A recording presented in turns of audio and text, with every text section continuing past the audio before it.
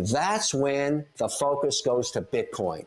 That's when the granddaddy asset, the one that everybody wants, that'll be the next chip to fall. And I think that's when the big opportunity is going to happen.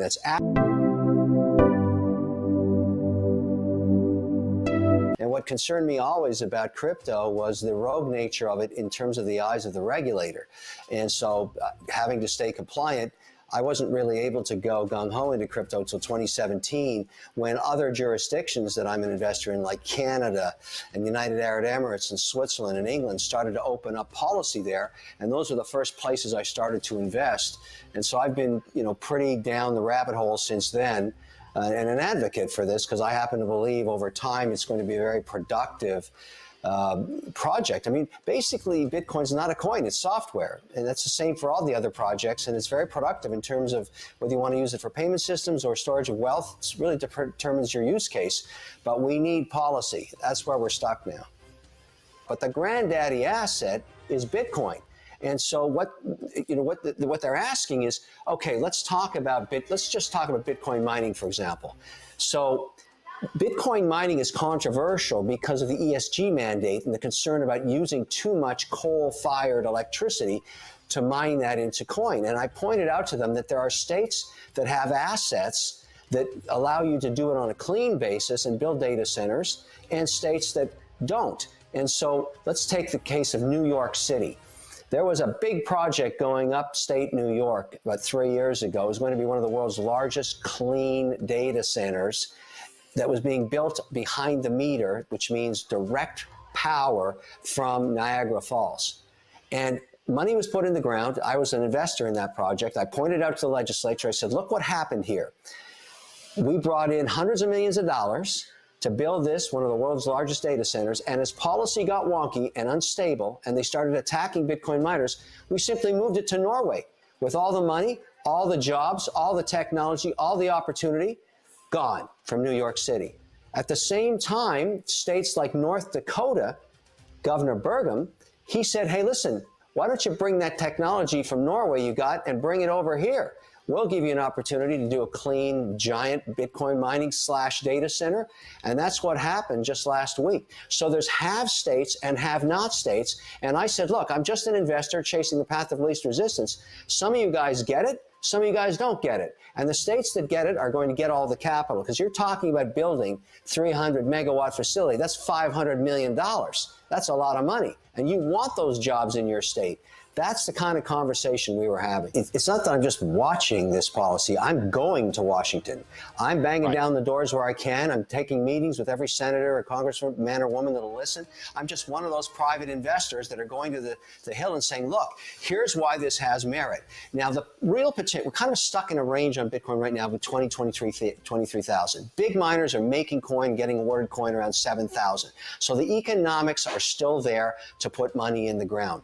But the big opportunity, the mega opportunity for Bitcoin, and why I stay long and why I continue to allocate to Bitcoin, is when we get policy and institutions can allocate to it, sovereign wealth and pension institutions, they'll probably put 50 basis points, which is half 1%, up to 1% into Bitcoin. And that's where you're going to break out of this range. How high? Nobody knows, because the demand is almost insatiable. Most large institutions want a position in crypto, and they want the granddaddy crypto. They want Bitcoin. They can't buy it yet. So for all of the excitement when we talk about institutional buyers, I'm also in the indexing business. I service the institutions and the sovereign funds with indexing, and they all tell me they want to index for Bitcoin, but they can't buy it. They don't have any policy. They don't have any compliance infrastructure. So we got to get the ETF with the underlying asset being mark-to-market Bitcoin itself, like they've got up in Canada. That thing had billions in it as soon as it got announced. We don't have that yet. It just got turned down again. And that's why there's a war going on between the SEC and other regulators, a turf war as it might be, on who's going to regulate Bitcoin. We don't have to go crazy. We don't have to get 100 or 10,000 coins. If we could just get stablecoin policy, Bitcoin policy, maybe Ethereum, maybe Polygon, maybe Solana, that would be enough. That would be huge. That's a large amount of market cap just right now in crypto. That's when the focus goes to Bitcoin. That's when the granddaddy asset, the one that everybody wants, That'll be the next chip to fall. And I think that's when the big opportunity is going to happen. That's after the midterms, after November 8th. The House is probably going to switch. A lot of Republicans are pro-digital, pro-crypto, pro-Bitcoin. All of that action is going to happen in the back end of the year and early in Q1 of next year. I think we can get policy and perhaps an ETF backed by Bitcoin sometime in the first 6 months of 2023. That's why you got to be long now. You have to, in my view, you want to be ahead of the market. I don't care which direction it goes. Why wouldn't you be allocating to any portfolio a portion to Bitcoin, just like you would for real estate, just like you would for stocks, just like you would for bonds? That would really change the dynamic on Bitcoin. And when that happens, you have to make a decision. Do you get ahead of that curve, not knowing when that actually is going to occur? Or do you wait until it occurs? Because it'll be, in terms of price appreciation, I believe it'll be dramatic. It'll be dramatic. You could have a gap up 10, 15, 20, 25% overnight because you've opened up trillions of dollars worth of access to a new asset class. That doesn't happen too often. And I think all of the productivity and all of the people that are working on the blockchain and all the projects out there, and I always remind people, Bitcoin is not a coin, it's software. There's lots of really smart guys leaving colleges that are engineering and moving to the United Arab Emirates or the Caribbean islands. They don't stay stateside because they don't have any policy. So all that intellectual capital could come back stateside. There'll be a lot of things happening once we get policy, once we get regulation. The wallets aren't secure. You saw the Solana hack again.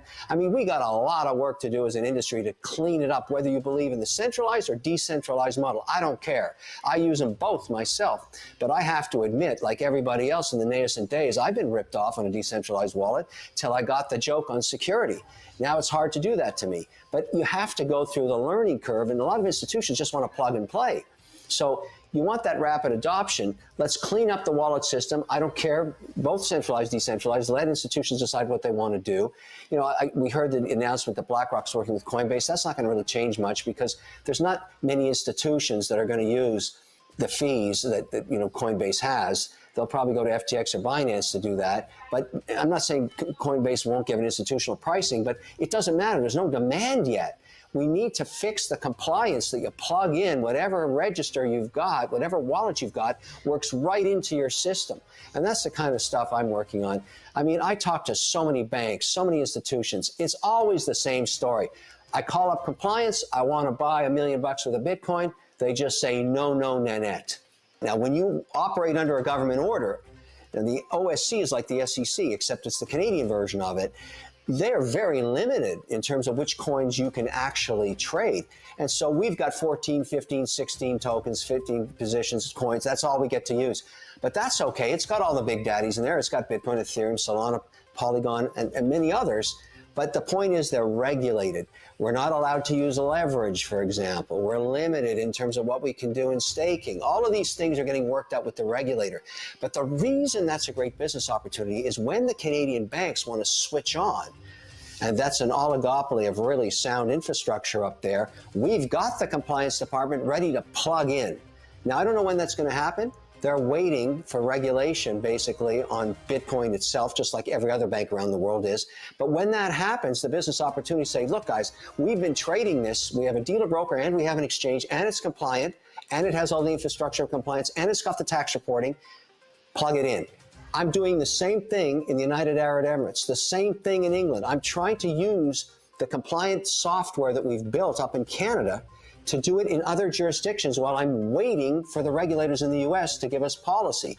And everybody else is doing the same thing. I'm not the only person doing this, but I'm extremely optimistic that the regulated path with infrastructure for compliance is the long-term opportunity. Have to be realistic about what works and what doesn't. I truly believe 100%, I tell regulators this too, within a decade, crypto will be the 12th sector of the S&P 500. We have to realize that there's so much intellectual capital going into problem solving around payment systems, around tokenization, around NFTs, authenticating physical assets. There's so much going on that you gotta be a student of it. You have to do it. You have to understand it. Otherwise, you're gonna be left behind.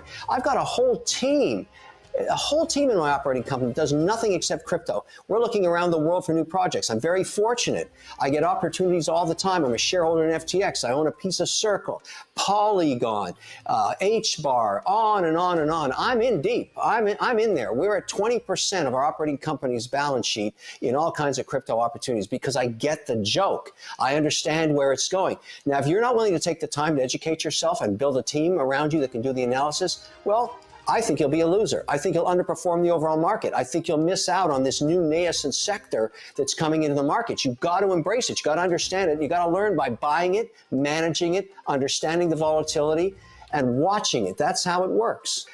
I'm looking at it saying to myself, what discipline worked for me for 30 years in stocks and bonds and traditional assets? And that was the rule of diversification.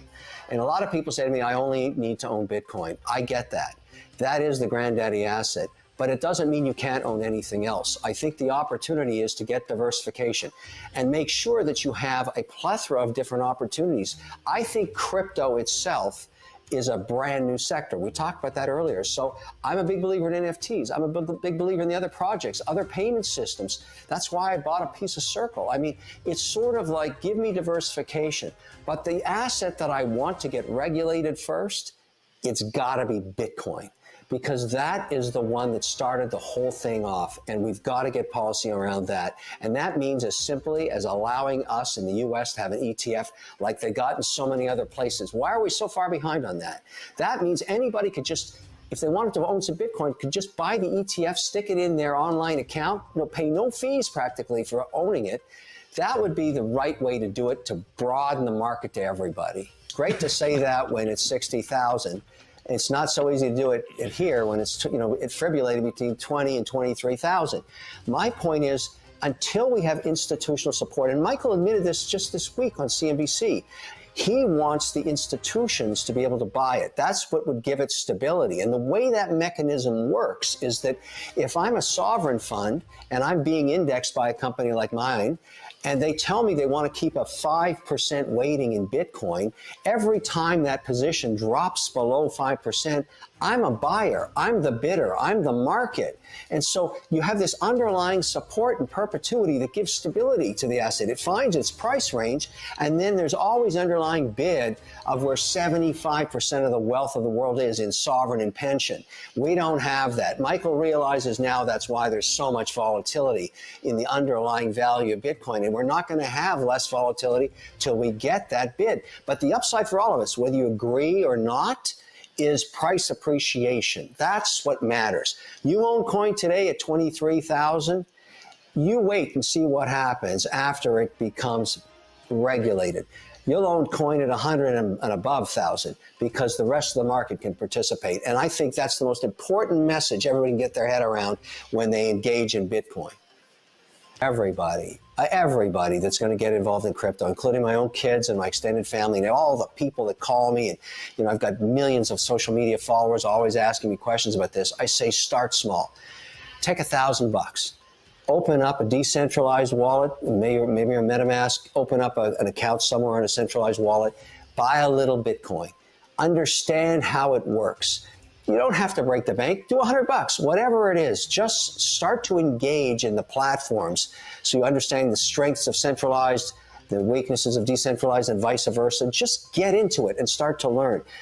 You don't have to go nuts. But what you learn in that process, just watching your phone, watching the pricing, understanding how you can take, fiat currency and transmit it into your account and then convert it to Bitcoin or go through stablecoin, whatever you want, and understand what gas fees are and all this stuff, because you're learning about the 12th sector of the S&P.